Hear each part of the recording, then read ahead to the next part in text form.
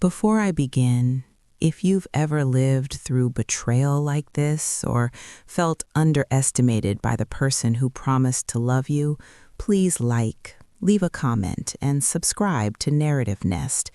Your stories remind others they're not alone. I never planned to hide the fact that I spoke Japanese.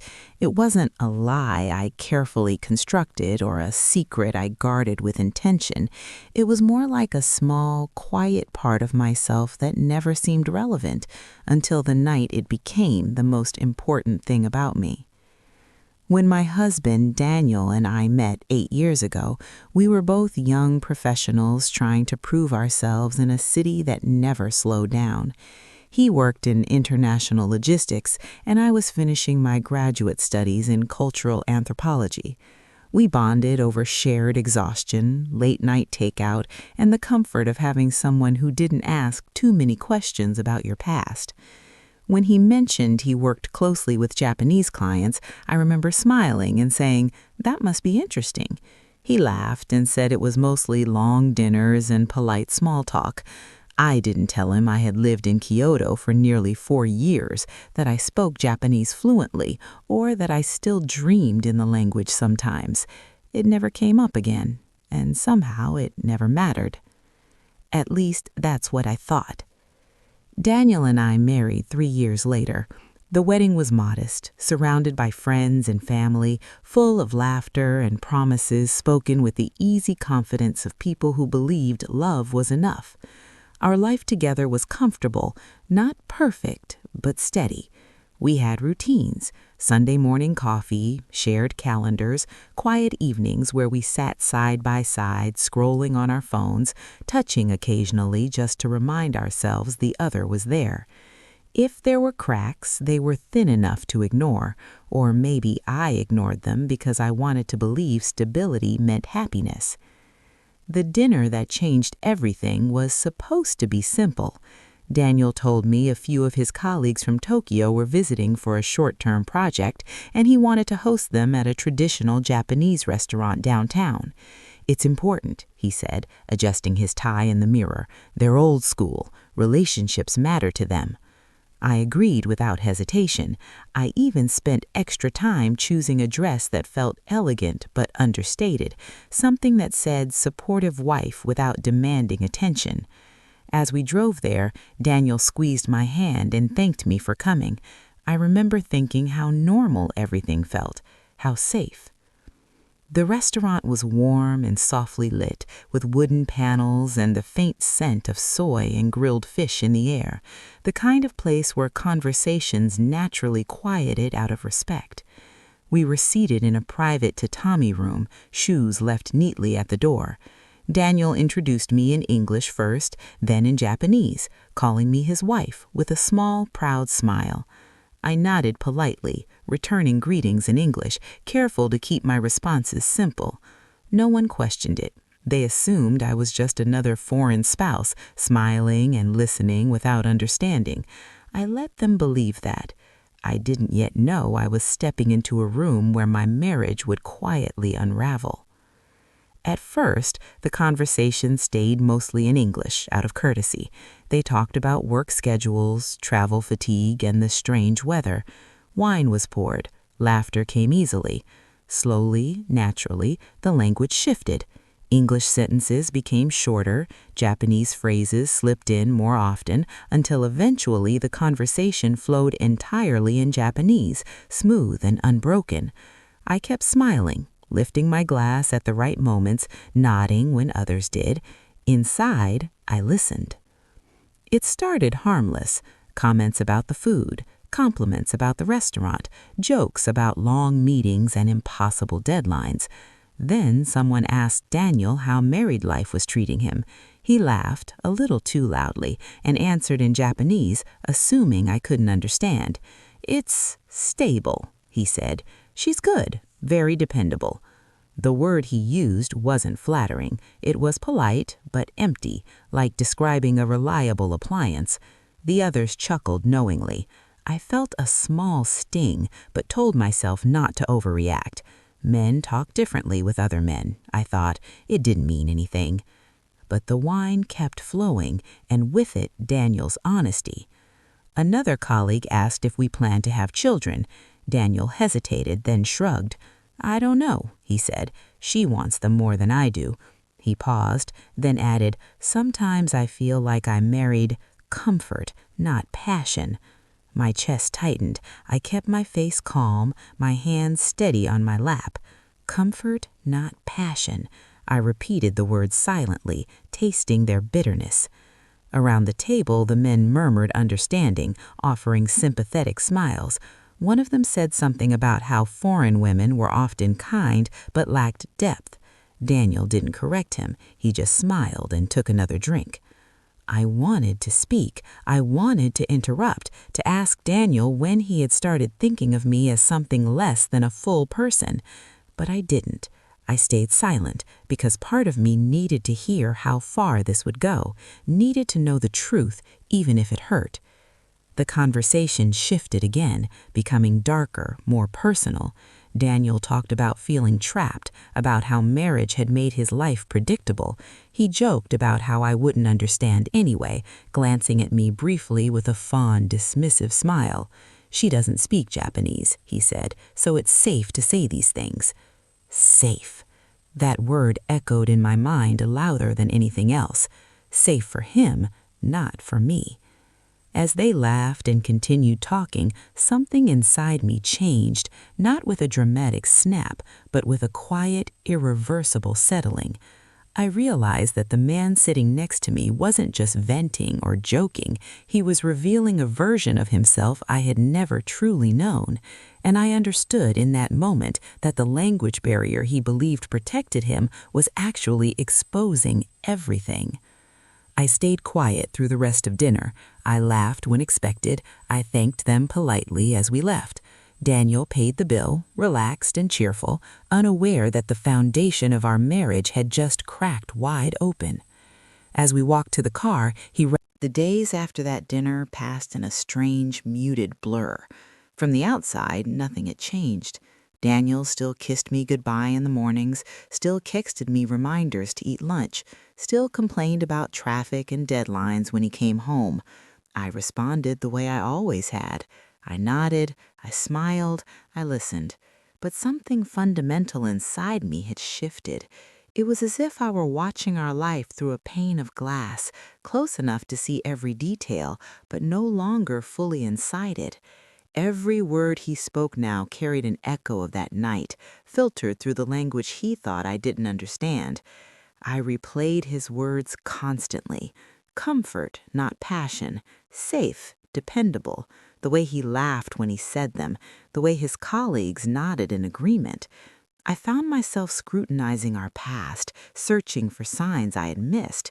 Had I been blind, or had he simply been good at hiding this part of himself? I remembered moments that suddenly looked different. The way he avoided deeper conversations, the way he brushed off my dreams as impractical, the way intimacy between us had become routine instead of tender.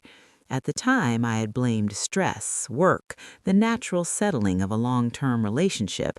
Now I wondered if he had already checked out emotionally long before that dinner. What hurt the most wasn't just what he said about me. It was the ease with which he said it, the confidence that I would never know, that he could speak freely about his disappointment, his doubts, even his resentment, while I sat right there smiling politely like a prop in his life. I realized how small he must have believed me to be, how harmless, how irrelevant. For the first time since we met, I didn't rush to confront him. I didn't cry or demand explanations. Instead, I waited, not out of fear, but out of a growing sense of clarity. I wanted to understand the full shape of the truth before I decided what to do with it. So I listened more carefully than ever. When Daniel took calls with his Japanese colleagues at home, I paid attention. When he mentioned upcoming dinners or meetings, I asked gentle questions, and slowly more pieces fell into place. One evening, about a week after the dinner, Daniel mentioned another gathering planned for the following Friday. "Same group as last time," he said casually. "They want to check out a new place." I nodded, my heart beating a little faster. He looked at me, hesitated, then added, "You don't have to come if you're tired. It's mostly work talk anyway." The implication was clear. My presence was optional, decorative. I smiled and told him I'd love to come. He seemed relieved, not suspicious. In the days leading up to that second dinner, I found myself reflecting on why I had kept my Japanese fluency a secret in the first place. When I lived in Kyoto, language had been survival. It had been connection, belonging, respect. But when I returned home, I learned quickly that my skill made some people uncomfortable. Men I dated would test me, challenge me, make jokes about me being too smart or too independent. When I met Daniel, his confidence and ease had felt like a relief. He never seemed threatened by my education, but he also never asked about it deeply. I think part of me enjoyed being seen as simple, approachable, easy to understand. I didn't realize that in making myself smaller, I had given him permission to underestimate me completely. The second dinner was held at a sleek, modern restaurant with glass walls and soft jazz playing in the background. Again, the conversation followed the same pattern, polite English at first, then a gradual shift to Japanese.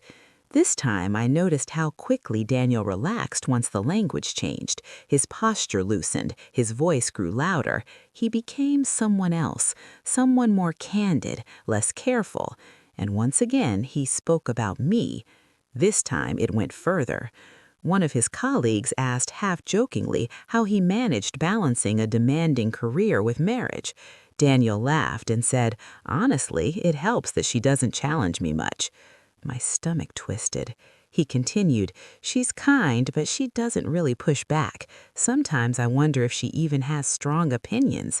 They laughed. Someone said something about how peace at home was more important than passion. Daniel agreed. Then he said something that made my breath catch. "I've thought about leaving," he admitted, swirling his drink. "Not for another woman, just for freedom. But she wouldn't handle that well." I felt heat rise to my face, but I kept my expression calm. Inside, something hardened. Leaving, freedom.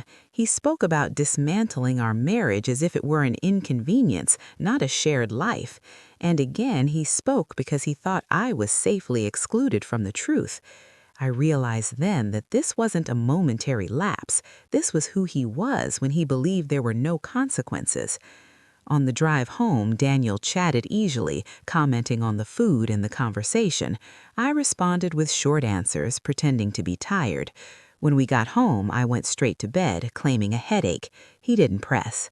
Lying in the dark, I made a decision. I wasn't going to reveal myself in anger or tears. I was going to choose the moment carefully, with intention. If he had underestimated me for years, then the revelation needed to carry the weight of that mistake. Over the next few days, I prepared quietly. I revisited old journals from my time in Japan, grounding myself in who I had been before this marriage, before I softened my edges. I practiced speaking Japanese aloud again, letting the rhythm and confidence return fully to my voice. I thought about what I wanted, not just from Daniel, but from my life. Did I want to salvage this marriage, or did I simply want the truth acknowledged before I walked away? The opportunity came sooner than I expected. Daniel invited his colleagues over to our home for a casual dinner, something more intimate. "It'll be good for them to see how we live," he said. I nodded, already knowing how that night would end. As I set the table and prepared the food, I felt an unfamiliar calm settle over me. Whatever happened next, for a few seconds no one moved. The air itself seemed to freeze, heavy and uncertain. Daniel's face drained of color as he stared at me, his mouth slightly open, as if he were waiting for a punchline that never came. One of his colleagues blinked in surprise. Another let out a soft, awkward laugh, then quickly stopped when he realized this wasn't a joke. I held Daniel's gaze calmly, the way you look at someone when you finally see them clearly for the first time.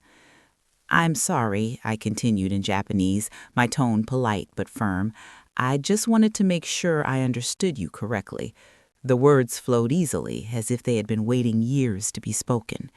"You were saying I don't complicate things, that I'm obedient." I tilted my head slightly. "Is that really how you see me?" The room filled with an unbearable silence. One of the men cleared his throat and looked down at his plate. Another shifted uncomfortably on his chair. Daniel swallowed hard, his eyes darting between me and his colleagues, searching for an escape. You speak Japanese?" he finally stammered, switching to English out of reflex. His voice sounded small, almost boyish, nothing like the confident man from moments before. "Yes," I said, also in English now, keeping my voice even. "I do." Then deliberately I switched back to Japanese, and I've understood everything you've said about me, not just tonight, every time you thought I couldn't. My heart was racing, but I refused to let it show. This wasn't about anger, it was about truth. The men at the table looked mortified. One of them bowed his head slightly, murmuring an apology in Japanese, though he hadn't been the one speaking. Another tried to smooth things over, saying something about misunderstandings and cultural differences. But there was no misunderstanding here. Daniel had been perfectly clear, too clear. "I didn't mean it like that," Daniel said quickly, his words tumbling over each other. "It was just casual talk. You know how guys joke." I looked at him and felt something inside me finally let go. All those years of self-doubt, of wondering if I was too sensitive or too demanding, evaporated. This wasn't about joking. This was about respect. "Casual talk reveals casual truths," I replied quietly, "and you spoke very freely." I could hear my own voice trembling slightly now, not from fear, but from the weight of what I was acknowledging. "You talked about leaving me, about being trapped, about how little you think I understand." I paused, letting the words settle. "I understand more than you think." Daniel pushed his chair back abruptly, the legs scraping loudly against the floor. "Can we talk about this later?" he asked, his face flushed. "Not in front of everyone." I nodded once. "Of course," I said. Then I turned to his colleagues and offered a small, respectful bow. "I hope you'll excuse us." They left quickly after that, murmuring apologies and avoiding eye contact. The door closed behind them with a soft, final click. The house felt suddenly too quiet, the silence thick with unspoken words. Daniel stood near the table, running a hand through his hair, pacing like an animal trapped in a cage. I remained seated, my hands folded calmly in front of me. I had said my piece. Now it was his turn to sit with it. "Why didn't you tell me?" he finally asked, his voice breaking the silence. "Why would you hide something like that?" I looked at him and felt a sad, almost tender exhaustion wash over me. "Because you never asked, and because I didn't think it mattered." I laughed softly, without humor. "I didn't realize you needed me to be smaller to feel comfortable." "That's not fair," he snapped. "You're twisting things." I shook my head. "I'm repeating your words," I said gently, "in the language you chose to say them in." That seemed to hit him harder than anything else. He sank into a chair, covering his face with his hands. For a moment, I almost felt sorry for him. Almost. We talked late into the night, or rather, I talked, and he listened more than he ever had before. I told him how it felt to be spoken about like I wasn't there, how painful it was to realize he saw me as an accessory to his life, not a partner in it. I told him about my years in Japan, about the woman I had been before we met, curious, confident, unafraid to take up space. His eyes widened as he listened, as if he were meeting me for the first time. "I didn't know," he said quietly. "I swear I didn't know you felt this way." I nodded. "That's the problem. You didn't know me. Not really." The realization hung between us, heavy and undeniable. For the first time, he couldn't deflect or minimize. The truth was out, and it was bigger than either of us. In the days that followed, our home became a place of careful conversations and long silences.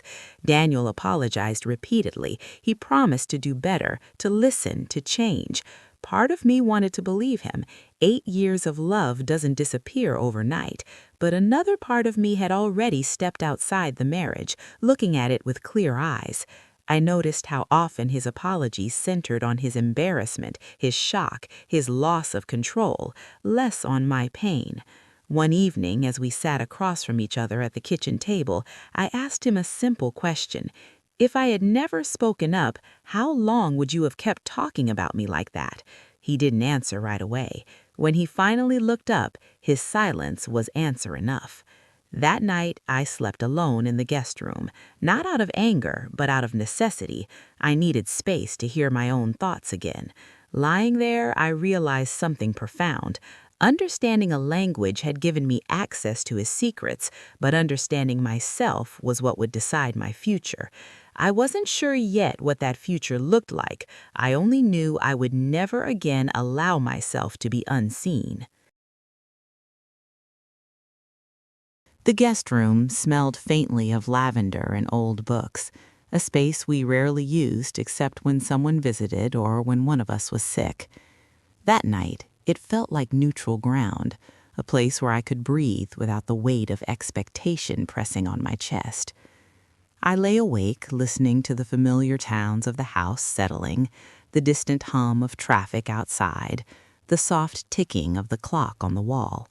For the first time in years, I wasn't waiting for Daniel to fall asleep beside me. I wasn't adjusting my breathing to match his.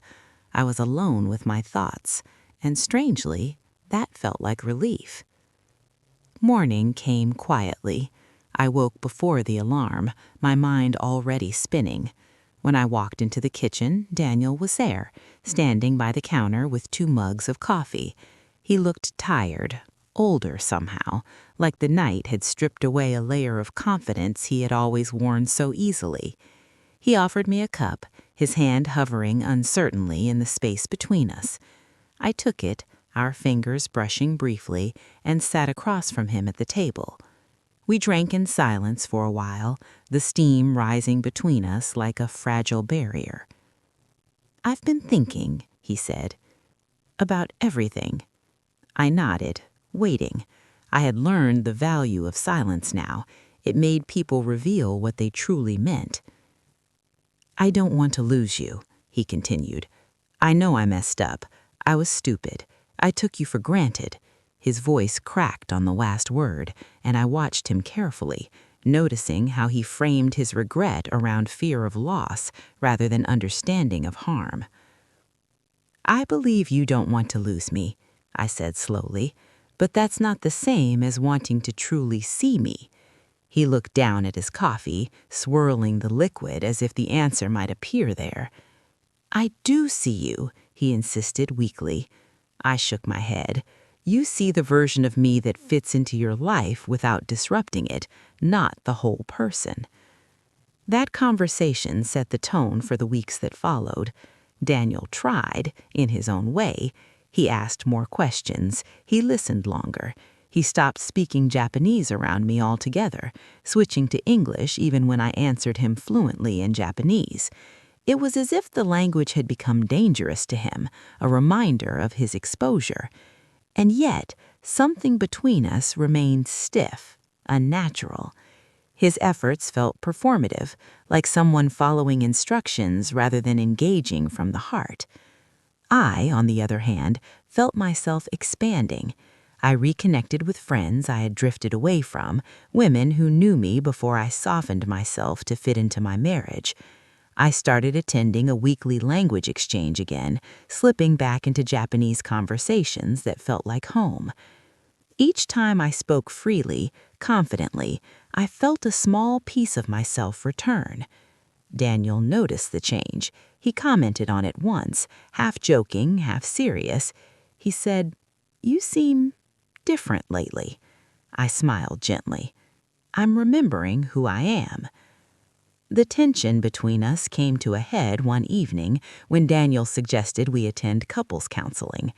We sat on opposite ends of the couch, the suggestion hanging in the air. "I want to fix this," he said earnestly. "I don't want to give up." I looked at him for a long moment, searching my own heart. "I'm not opposed to counseling," I said slowly, "but I need to be honest with you. I don't know if what we have is something that can be fixed, or if it's something that needs to be acknowledged and released." His eyes filled with panic. "You're talking about leaving," he said slowly. I nodded again. I'm talking about the possibility, I corrected, because staying without respect isn't love, it's survival. The words felt heavy, but true. For so long, I had mistaken endurance for devotion.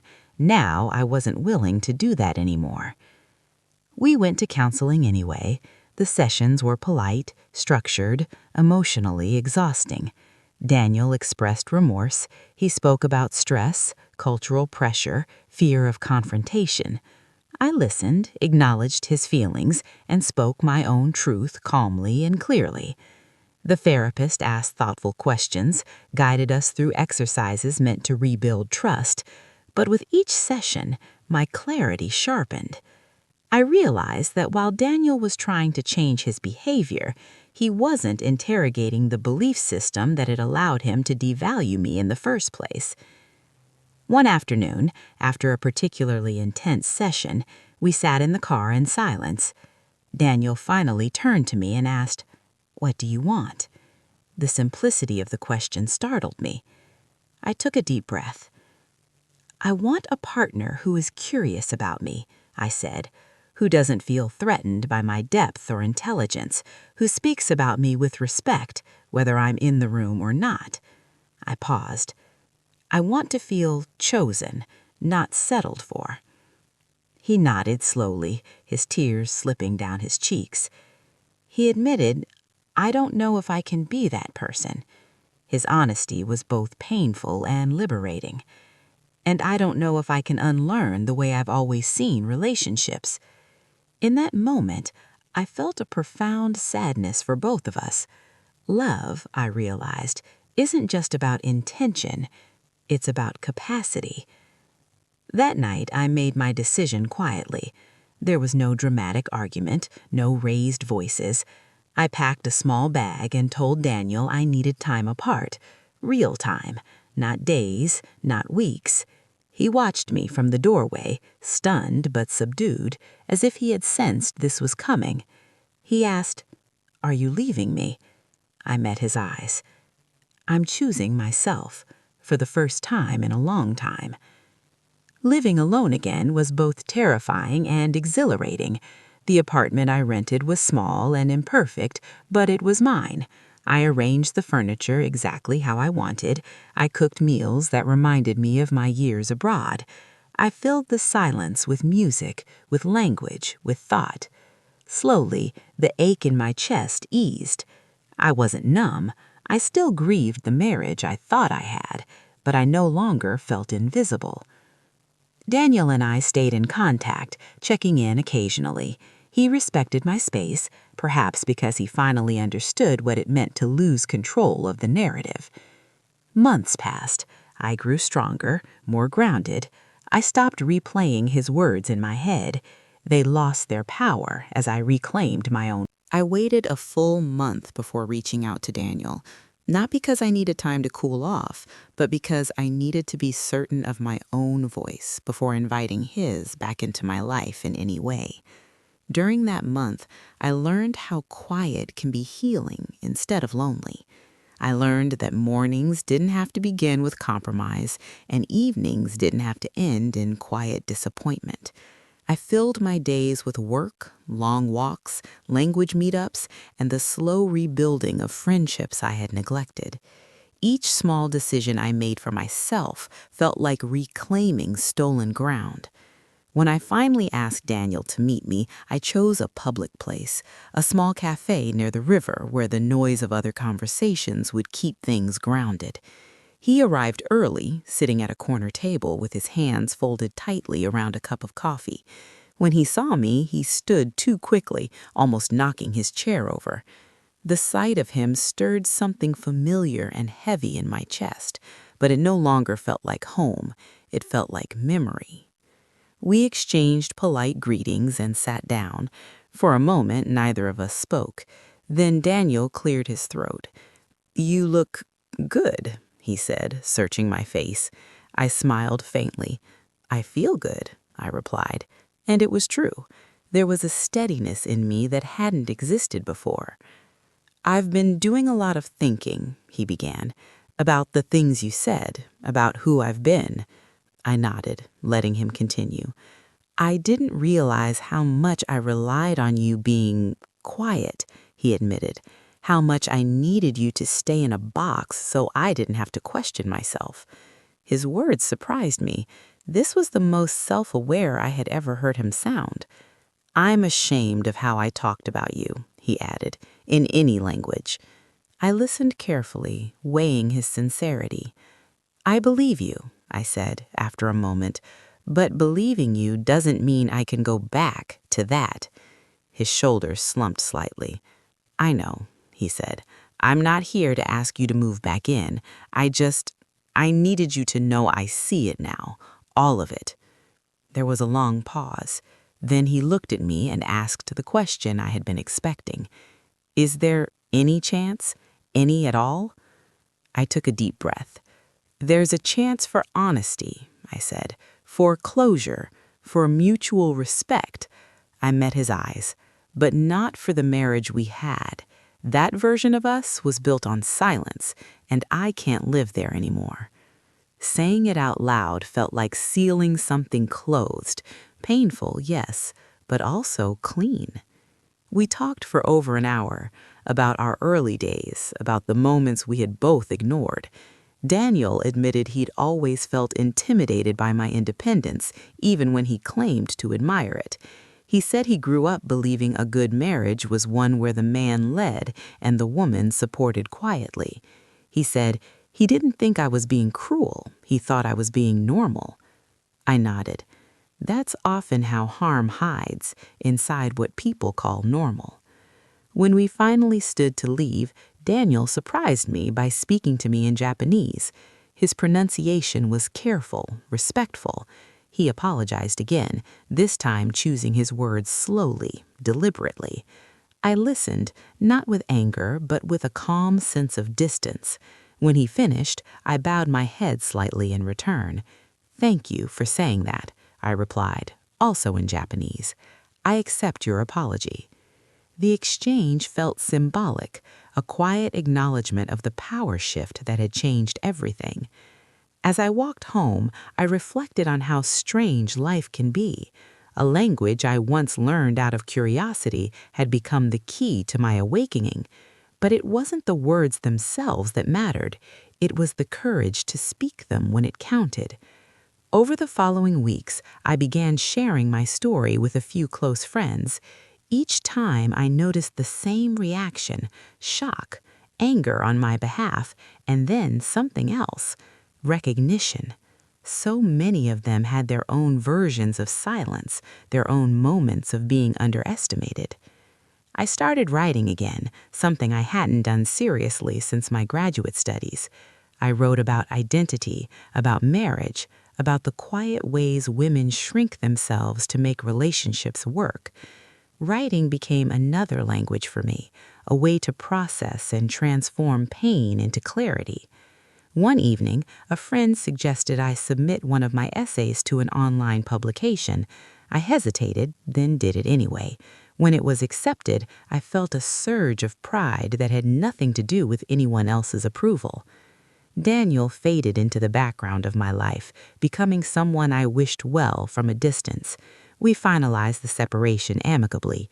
There were hard moments, of course, dividing belongings, untangling shared finances, explaining things to family. But even those challenges felt manageable because I was no longer carrying the weight of invisibility. I stood firm in my decisions, speaking clearly without apology. One afternoon, while attending a cultural event at the language exchange, I was asked to help translate for a visiting speaker from Japan. Standing there, switching effortlessly between languages, I felt a deep sense of alignment. I wasn't hiding anymore. I wasn't shrinking. I was simply being myself, fully and openly. The applause at the end wasn't just for the speaker.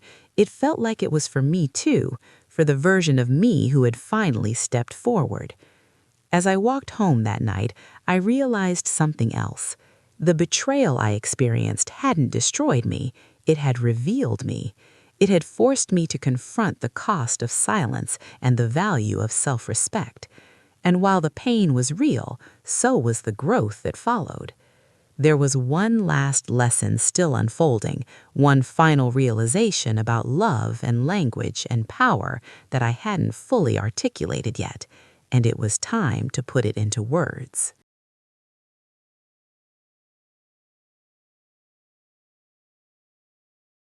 As the months passed, my life settled into a rhythm that felt both new and deeply familiar, like returning to a place you once loved but had forgotten how to reach. My days were fuller now, not because I was busier, but because I was present in them. I noticed things again, the way sunlight moved across my apartment walls in the afternoon, the sound of my own laughter when I was genuinely amused, the comfort of speaking without measuring every word. It amazed me how much energy I had spent before making myself palatable, agreeable, quiet. Letting go of that felt like finally exhaling after holding my breath for years. I began to understand that what hurt most about Daniel's words wasn't just the content, but the assumption behind them. The assumption that I didn't need to be consulted, respected, or even known. That I existed as an accessory to his life, not as a full person with her own inner world. Once I saw that clearly, I could no longer unsee it. And once I stopped unseeing it, I stopped tolerating it from anyone. That shift showed up in unexpected places. At work, I spoke up more confidently in meetings, no longer softening my ideas with apologies. With friends, I set clearer boundaries, saying no when something didn't feel right instead of explaining myself endlessly. Even with my family, I noticed how often I had played the role of the accommodating daughter, the peacemaker. I began gently but firmly asserting my needs. To my surprise, the world didn't collapse. In fact, people adjusted. Some even seemed relieved. One evening, I received an email from a woman I didn't know. She had read my published essay and wanted to thank me. She wrote about her own marriage, about how her husband spoke dismissively about her to his friends, assuming she would never find out. "I don't speak another language," she wrote, "but I recognize the silence." I read her message twice, feeling a lump rise in my throat. It struck me then that my story wasn't unique. The details were specific, yes, but the pattern was painfully common. I replied to her, and then to others who reached out after that. I didn't offer advice so much as empathy. I told them what I had learned, that silence is not the same as peace, and understanding is not the same as acceptance. Each conversation reinforced my own growth, reminding me why I had made the choices I did. It also helped me let go of lingering resentment toward Daniel. Holding on to anger, I realized, would only tether me to a past I had already outgrown. Daniel and I spoke once more, briefly, when some final paperwork needed to be signed. The conversation was polite, almost distant. He seemed different, quieter, more cautious with his words. I hoped he was learning, truly learning, not just reacting to loss. But whether he changed or not was no longer my responsibility. That realization brought an unexpected sense of peace. One weekend, I took a short trip on my own, something I had rarely done while married. I wandered through a coastal town, listening to the sound of waves and conversations in languages I didn't fully understand. At a small bookstore, I picked up a novel in Japanese, one I had loved years ago. Sitting by the water, reading familiar characters and phrases, I felt a deep sense of continuity. I hadn't lost myself. I had just misplaced her for a while. As I watched the sun dip below the horizon, I thought about the moment at that dinner table when everything changed. The shock on Daniel's face, the silence that followed my words. At the time, it had felt like confrontation. Now I saw it differently. It was a revelation, not just for him, but for me. It was the moment I stopped being a passive participant in my own life. I understood then that language was never the real secret. The real secret was my willingness to stay quiet to preserve harmony, even when that harmony was built on my own erasure. Learning to speak, whether in Japanese, English, or through my writing, was an act of reclaiming power. And power, I had learned, isn't about dominating others, it's about honoring yourself. On my last night by the coast, I sat on the balcony of my small hotel room, listening to the distant hum of the town. I thought about love and how we are often taught to measure it by endurance rather than mutual recognition. I had endured a lot, but I was done confusing endurance with devotion. Love, I realized, should feel like expansion, not contraction. When I returned home, I felt ready for whatever came next. I didn't know if another relationship was in my future, and for the first time, that uncertainty didn't scare me. I trusted myself now. I trusted my voice, my instincts, my ability to walk away from what diminished me. That trust was the real gift of everything I had been through. There was one more thing I wanted to do before fully closing this chapter. One final act, not of confrontation, but of integration. I wanted to tell my story fully, without shame or anger, and let it stand as a testament to what happens when you stop underestimating yourself. And that is where this story truly begins to end. Telling the story out loud, from beginning to end, took more courage than I expected. It's one thing to live through something quietly, to process it in private journals and long walks. It's another thing entirely to give it shape, to put words to moments that once felt too raw or too small to matter. But I had learned that silence only protects the person who benefits from it. So I decided I would no longer be silent about my own life. I started by sharing my experience at a small storytelling event hosted by the language exchange group I'd grown close to.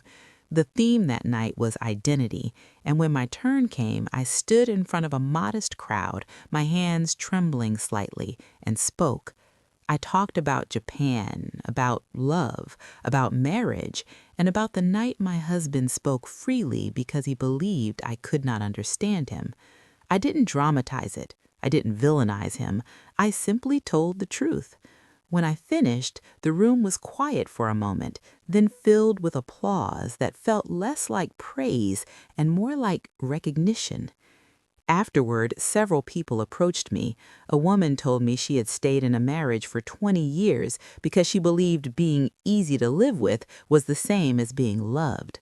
A man admitted he had never considered how often he spoke about his partner instead of to her. Each conversation reminded me that stories don't just heal the teller, they create mirrors for the listener. That night, walking home under the streetlights, I felt lighter than I had in years. Sharing my story also forced me to confront my own complicity. This wasn't about blaming myself, but about acknowledging the ways I had learned to disappear. I had equated love with adaptability, strength with silence. Somewhere along the way, I had decided that being low maintenance made me worthy. That realization was uncomfortable, but necessary. Growth, I was learning, often begins with discomfort. Daniel crossed my mind less and less, but when he did, the feeling was no longer sharp. It was reflective, almost educational. I could see him now as a product of his own upbringing and fears, just as I had been shaped by mine. Understanding that didn't excuse his behavior, but it allowed me to release the lingering need for him to fully comprehend the damage he had caused. I didn't need his understanding anymore. I had my own. One afternoon, I ran into him unexpectedly at a grocery store. The encounter was brief and awkward, filled with polite smiles and careful distance, But as we stood there, two people who once shared a life, now separated by invisible lines, I noticed something surprising. I wasn't shrinking. I wasn't bracing myself for judgment or trying to anticipate his reactions. I was simply there, occupying my space without apology. When we said goodbye, I walked away without looking back. That moment stayed with me. It was such a small interaction, yet it symbolized everything that had changed. I no longer measured myself through his eyes. I no longer needed to translate myself into something easier to digest. I was fluent now in my own worth. As time went on, opportunities opened in unexpected ways. I was invited to speak at a panel about cross-cultural relationships. I began collaborating with writers and translators, contributing essays and reflections that blended language, identity, and emotional truth. Each step felt aligned, not because it brought recognition, but because it brought integrity. I was no longer hiding parts of myself to maintain comfort. One evening, while revisiting old photos from my years abroad, I found a picture of myself standing on a quiet street in Kyoto, smiling at the camera with an openness I barely recognized. I looked confident, curious, alive. For a moment, grief washed over me for the years I had spent drifting away from that version of myself. But then something else followed: gratitude. I hadn't lost her. I had found my way back. I realized then that the dinner table revelation wasn't the climax of my story, it was the catalyst. The real transformation happened afterward, in the choices I made when no one was watching.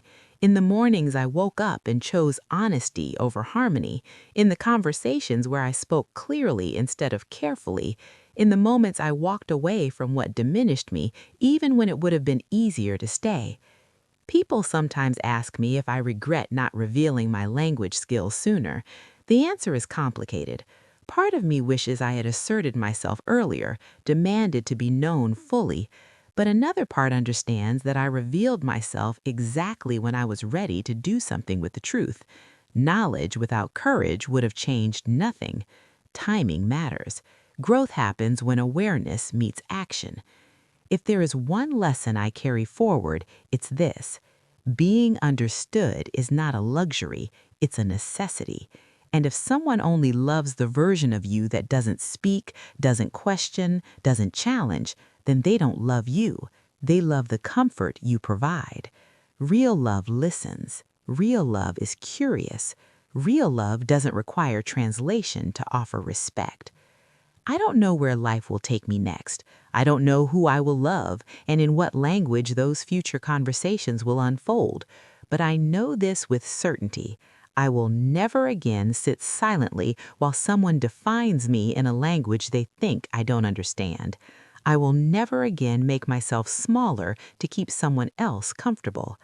This chapter of my life is closing not with bitterness, but with clarity. I am grateful for the pain because it sharpened my truth. I am grateful for the silence because it taught me the power of my voice. And I am grateful for the moment I finally spoke because it's... The final understanding didn't arrive all at once. It came quietly, layered over time, settling into me the way peace does when it finally feels earned. There was no single dramatic moment that announced, "This is it, your heels now." Instead, there were small, ordinary moments that confirmed I had crossed into a different way of living. Moments where I noticed I no longer flinched at certain memories. Moments where my body stayed relaxed instead of bracing itself. Moments where my voice didn't hesitate before speaking. One morning, I caught myself humming while making breakfast. It startled me, not because humming is remarkable, but because I hadn't done it in years. I realized how much of my marriage had been spent monitoring my tone, my reactions, my presence. Even joy had felt like something to be moderated. Standing alone in my kitchen, sunlight spilling across the counter, I understood that freedom often announces itself quietly. I thought again about that dinner table, about how power had shifted the instant I spoke in Japanese. For a long time, I believed that was the moment everything changed, but now I saw it differently. The real shift hadn't happened when Daniel realized I understood him. It happened when I realized I understood myself. The language was only the doorway. Self-respect was the destination. People sometimes romanticize confrontation, imagining it as loud, explosive, and satisfying. But my experience taught me something else. The most powerful confrontations are often calm, measured, grounded in truth rather than rage. When I spoke that night, I didn't raise my voice. I didn't insult him or demand anything. I simply revealed reality. And reality, when spoken clearly, is impossible to ignore. I began to see how many women are trained subtly and repeatedly to value harmony over honesty. We're praised for being easy, agreeable, supportive. Rarely are we praised for being complex, outspoken, or unapologetically whole. I had absorbed those lessons deeply, mistaking them for maturity and love. Letting go of them felt like shedding an old skin, uncomfortable at first, but necessary for growth. As time went on, I noticed how differently I moved through the world. I made eye contact longer. I spoke without cushioning my words. I stopped apologizing for taking up space. None of this made me harsher or less kind. If anything, it made my kindness more intentional. I gave it freely instead of trading it for acceptance. One evening, I attended another storytelling event, this time as a listener. A young woman stood up and spoke about leaving a relationship where she had felt invisible. As she spoke, I recognized the tremor in her voice, the mixture of fear and relief. When she finished, the room filled with applause. I watched her exhale, shoulders dropping slightly, as if she had set down a heavy burden. In that moment, I understood something profound. Our stories don't end when we survive them. They end when we no longer carry them alone. After the event, she approached me and said she had read my essay. "Your story helped me realize I wasn't imagining things," she said softly. I felt emotion rise in my chest, warm and unexpected. If my pain could become a bridge for someone else, then it had not been wasted. Daniel became a distant chapter, no longer a central character. I heard through mutual acquaintances that he had moved, changed jobs, started therapy. I hoped he was doing the work honestly, not to become someone new for another person, but to confront himself. Whether he did or not no longer affected my sense of peace. Closure, I learned, is something you give yourself. On a quiet afternoon, I sat down and reread everything I had written over the past year. Journals, essays, notes scribbled in margins. A clear pattern emerged.